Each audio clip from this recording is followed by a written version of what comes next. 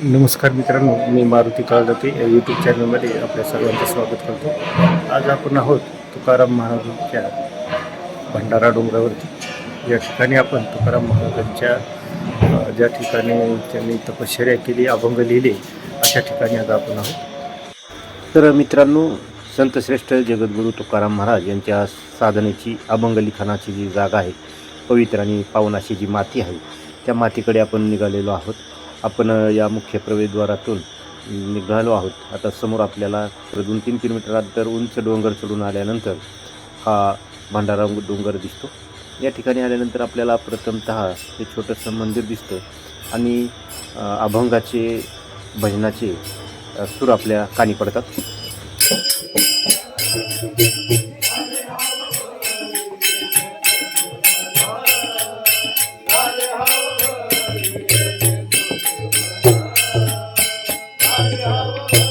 आणि आपण ज्यावेळेस इथं पोहोचतो त्यावेळेस आपल्याला नजरेत एक मोठं रंगीत दगडात बांधकाम चालू असलेलं मंदिर दिसतं. हे नवीन बांधकाम चालू आहे, जे संत तुकाराम महाराजांच्या या भंडारा डोंगरावरती आहे. आणि हे बांधकाम तुम्हाला मी अगोदर म्हटलं तसं एका विशिष्ट कलरच्या दगडामध्ये हे काम चालू आहे. समोर दिसतं हे नवीन बांधकाम संत तुकाराम महाराजांच्या स्मरणार्थ केलं जात आहे. वेगवेगळ्या दानशूर व्यक्तींच्या मदतीच्या जोरावरती हे काम चालू असल्याचं आपल्याला इथं आल्यानंतर चर्चा करताना समजतं. आणि याच ठिकाणी हे जुनं मंदिर आहे. ज्या ठिकाणी आपण आलो आहे त्याच ठिकाणी पाण्याची मोठी टाकी आपल्याला दिसते. त्याच्यावरून पर्यटक या ठिकाणी भाविक फिरताना आपल्याला दिसत होते. हे समोरून प्रवेशद्वाराचं बांधकाम चालू म्हणजे संपत आलेलं आहे. आणि या बांधकामाविषयी काही जाणून घ्यायची उत्सुकता म्हणून या ठिकाणी आपण काही लोकांशी चर्चा करण्याचा प्रयत्न केला. कॅमेऱ्यासमोर न बोलता त्यांनी काही माहिती आपल्याला सांगितली. मी ती आपणापर्यंत पोहोचवतो. हे जे समोर आपल्याला मोठे पिलर दिसत आहेत, खांब दिसत आहेत, असे जवळजवळ 100-125 खांब या संपूर्ण मंदिरामध्ये आहेत. आणि त्याच्याच जोरावरती ही इमारत उभी आहे. खूपच आकर्षक असं हे मंदिर. हत्तीच्या लहान लहान अशा मूर्ती या ठिकाणी काढलेल्या दिसतात. अतिशय सुबक असं कोरीव काम या दगडांवरती केलेलं आहे. तर मित्रांनो, हे पहा, या ठिकाणी किती आखीव रेखीव कोरीव असं बांधकाम या ठिकाणी चाललेलं आपल्याला पाहायला मिळते. अतिशय सुंदर मूर्ती या ठिकाणी ही घडवलेल्या आपल्याला दिसत आहेत. आम्ही ऐन दुपारी या ठिकाणी होतो. कडक ऊन होतं, पण हे मंदिर एवढं आकर्षक आणि त्यामुळं आम्ही चहूबाजूंनी फिरून पाहण्याचा प्रयत्न केला. त्याच बाजूलाही तुम्हाला सांगतो, पहा, हे चहूबाजूंनी हिरवीगार अशी झाडं आणि डोंगर आपल्याला दिसत आहेत. आणि आपण वरून डोंगरावरून पाहत असल्यामुळं आजूबाजूला आपल्या इथं खालच्या बाजूला ही काही कंपन्यांची बांधकामं अशी दिसत आहेत. मग मी आणि माझ्यासोबतच्या काही सहकारी आणि आमचे हे अण्णा यांनी या मंदिराला अशी प्रदक्षिणा घातली. संपूर्ण वळसा घालून हे मंदिर आम्ही निरखून पाहिलं.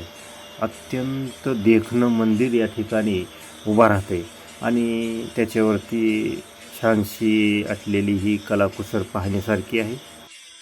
हे मंदिर अशा या रंगीत दगडात हे मंदिराची वास्तू बांधली जात असली तरी त्यावरचं कोरीव काम अधिक सुबक आणि आकर्षक देखणं आहे.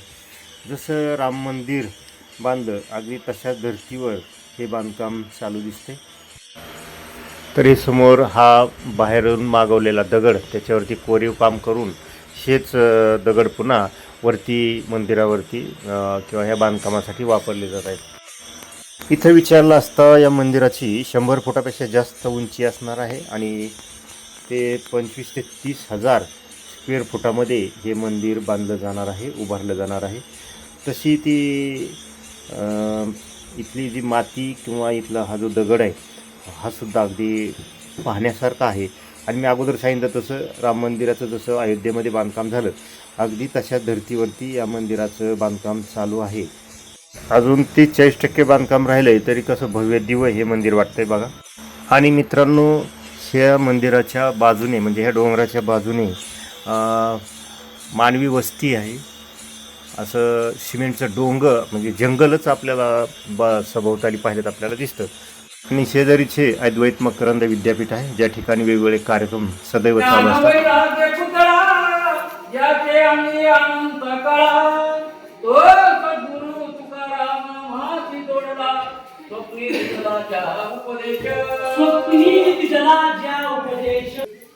तुकाराम महाराज धगधगीत वैराग्य, त्यांच्याकडे कुठलंही त्यांच्याकडे लोभ असा कुठलाच नव्हता. आणि असे असणाऱ्या सर्व संघ परित्याग तुकाराम महाराजांनी सर्व संघाचा परित्याग केला. आणि असे बुद्धिमान असणारे आणि पांडुरंगाबरोबर किंवा अनेक युगे असणारे भगवान असणारे विष्णूचा अवतार झाला. आणि त्यांच्या त्या अवतारामध्ये हमेशा करता आणि ह्या तुकोबारायांचा अवतार या ठिकाणी झालेला आहे. आणि असे असणारे वैराग्य मूर्ती आणि ते तुकोबाराय आणि त्या तुकोबारायांचे चरित्र या ठिकाणी चालू आहे. मी करी सर्व विषयहीन आयसे साक्ष देते मन, परिकृपा केली कवड्या गुणी याचे कारण तोची जाणे. याचे कारण तोची जाणे. अनेक सगळे विषय त्यागले. जे या शरीराला विषय असतात ते विषय त्यागायचं जे असतात सामर्थ्य कुणी दिलं तर त्या पंढरीनाथानं दिलं. म्हणून असणारे माझ्याकडं एक धगधगीत वैराग्य आलं आणि म्हणून मी सगळ्या विषयाचा संग आणि या ठिकाणी सोडून दिलेला आहे. चालू असलेल्या बांधकामाच्या मदतीसाठी आपण या ठिकाणी कार्यालय आहे त्यालाही भेट देऊन आपली मदत देऊ शकता. आणि मित्रांनो, हे आहे जुनं विठ्ठल रखुमाई तुकाराम महाराजांचं मंदिर. हे जुनं मंदिर असलं तरी अगदी फुलांनी सजवलेलं आहे. या ठिकाणी कायम विणा उभा असतो आणि सतत या ठिकाणी वारकऱ्यांची वर्दळ असते, ये जा असते.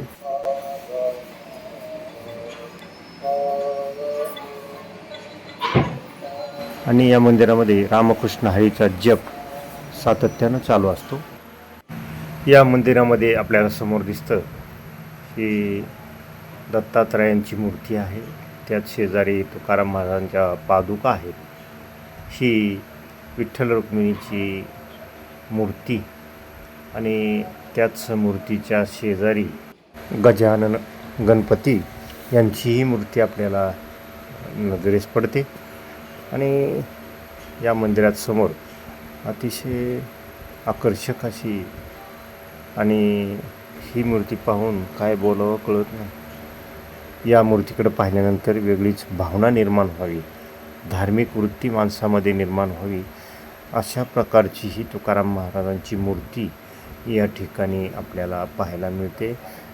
भाविकांचं दर्शन नित्यनेमाने घेण्यासाठी हजारो भाविक या ठिकाणी येतात असं समजतं. हे जुनं मंदिर अतिशय देखणं आणि स्वच्छता टापटीप यामुळं या ठिकाणी अतिशय प्रसन्न असं वातावरण आहे. मित्रांनो, तुम्हाला मी परत दाखवतो एकदा. या ठिकाणी तुकाराम महाराजांच्या या पादुका ठेवलेल्या आहेत.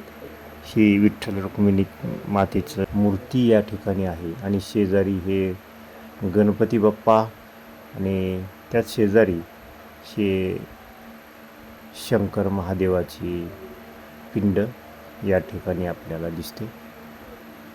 अतिशय प्रसन्न असं वातावरण.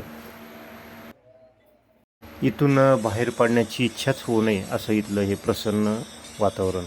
आणि भाविकांची या ठिकाणची पाहिलेली वर्दळ, ये जा आणि अतिशय विनम्रपणे या ठिकाणी भाविक येऊन या मंदिरामध्ये दर्शनाचा लाभ घेत असतात.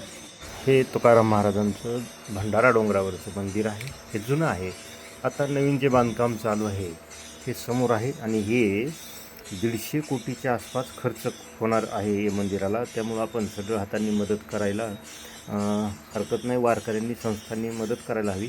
मंदिरात तुकाराम महाराजांच्या जीवनासंबंधी कोरीव काम करून तशी शिल्प बसवणार आहेत. भजन, कीर्तन, प्रवचन, प्रसाद, भक्तांसाठी निवास, गाथा पारायण यासाठी मोठी व्यवस्था या मंदिरामध्ये असणार आहे. हजारो लोक याही ठिकाणी पवित्र असं या ठिकाणी दर्शनाला रोज भेटी देतील. आपणही आपल्या पवित्र अशा यात्रेदरम्यान या देहू गावाजवळील भंडारा डोंगरावरती भेट द्या. आणि मित्रांनो, तुम्हाला असे धार्मिक, आध्यात्मिक आणि वेगवेगळ्या विषयावरचे व्हिडिओ जर पाहायला आवडत असतील तर माझ्या मारुती काळदाते या यूट्यूब चॅनलला सबस्क्राईब करा. नमस्कार, धन्यवाद.